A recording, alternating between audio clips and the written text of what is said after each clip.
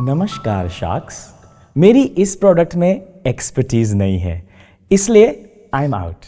लेकिन मेरी एक्सपर्टीज है in talking about the valuation of Mamaearth.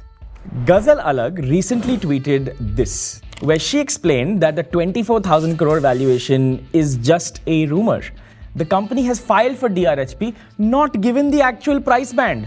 But yes, 24,000 crores is way too high. So instead of criticizing this valuation, today we'll actually try to value what Mamaearth should try to list at. Interesting, right? So let's get started.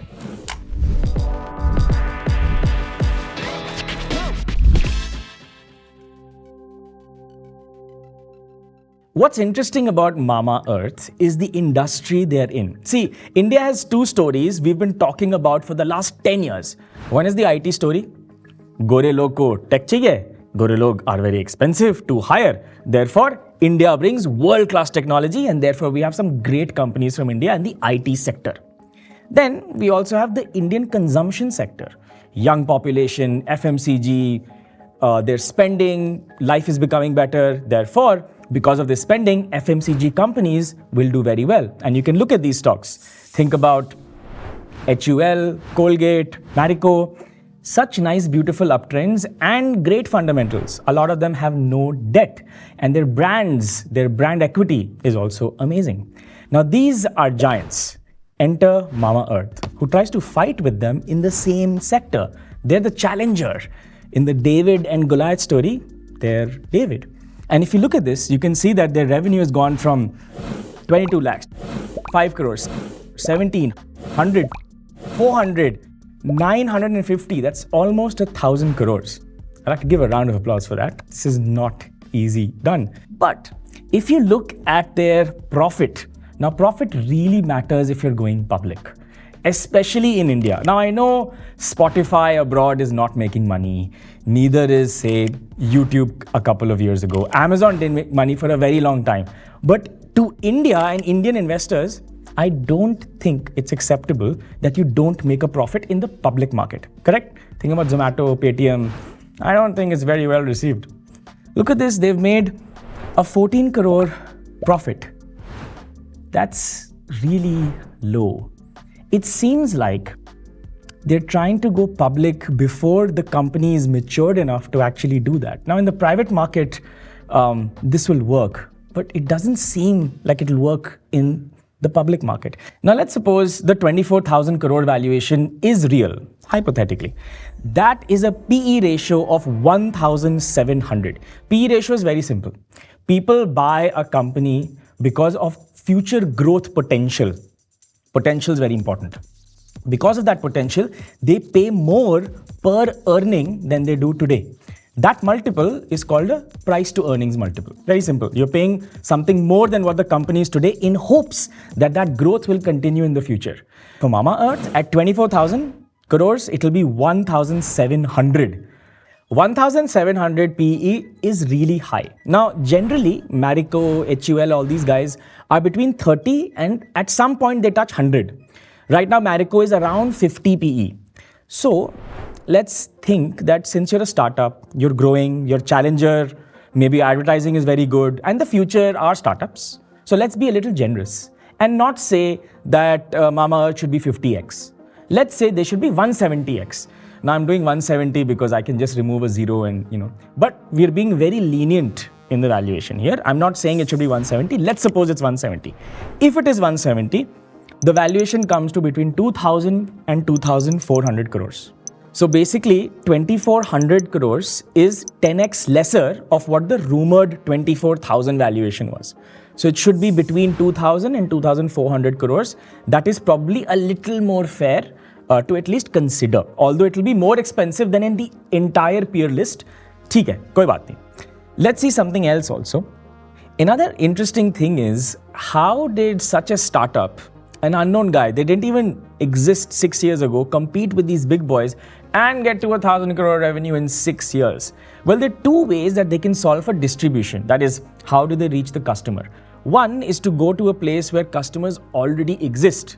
Now, before the digital era, these were shops. Now we have digital shops called Amazon and Nykaa and Flipkart. So they did that, and that's how they got visibility, shelf space, well, digital shelf space to get to the user. The other way is direct to the consumer. You probably heard this word, D2C, direct to consumer. And इसमें क्या होता है? People go directly to the website of the merchant, buy it, and Flipkart and marketplace को नहीं देना पड़ता commission. So this is good. The only way to do that, or one of the ways to do that, is to run ads.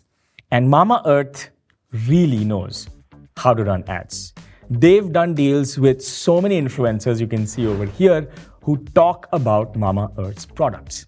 And that's how people find out about the product. So one way to measure this, whether it's working or not, especially in digital, it works really well, is take the total ad spend and how much sales were actually created from it. So suppose you spent 100 rupees in ads and users bought 200 rupees worth of product.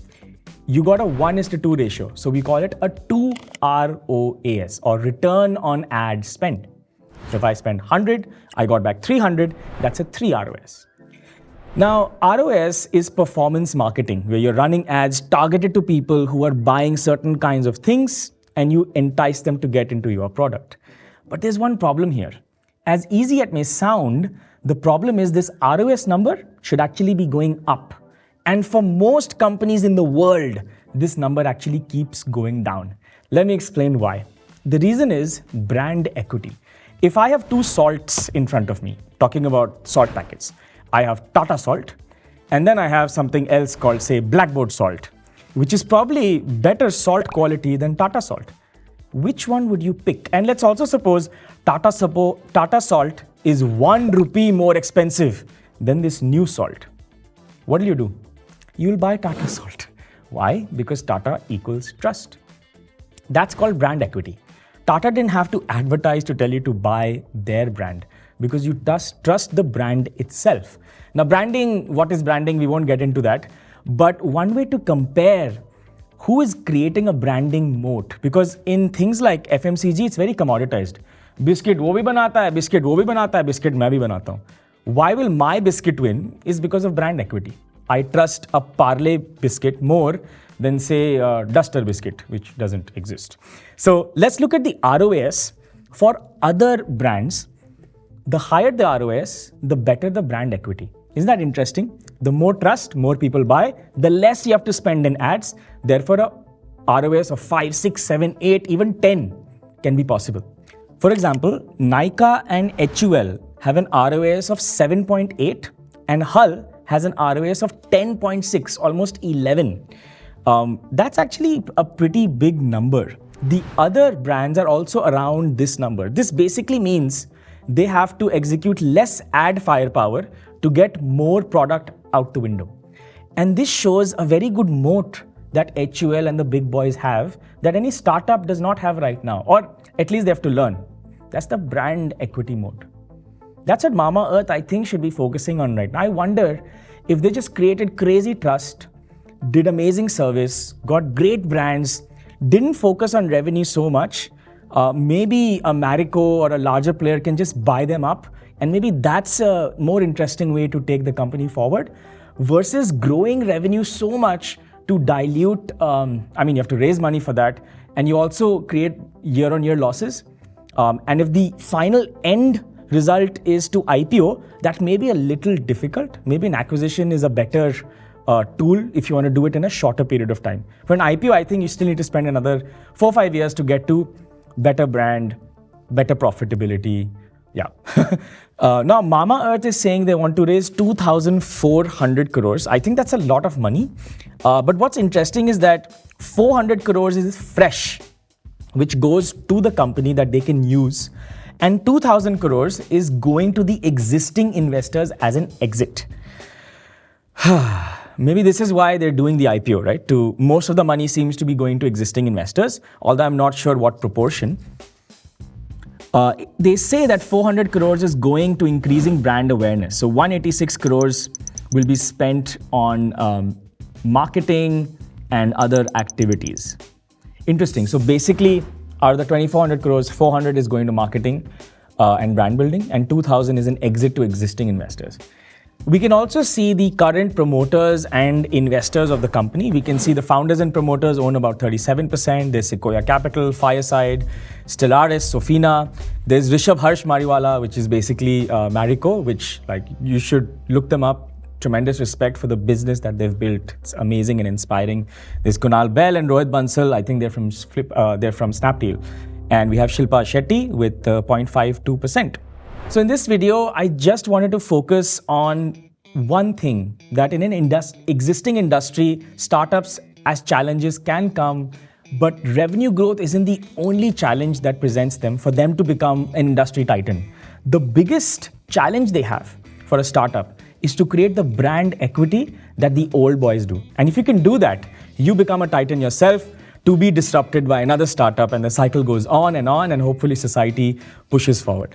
If you found this interesting, please give me your analysis in the comments below. I'd love to know what you think the founders are doing, what you think the industry will do. Do you think an IPO is the right way for them to do growth right now? I'd love to hear it. I will listen to every single comment and reply myself. See you there. Give it a like and a subscribe. See you in the next video.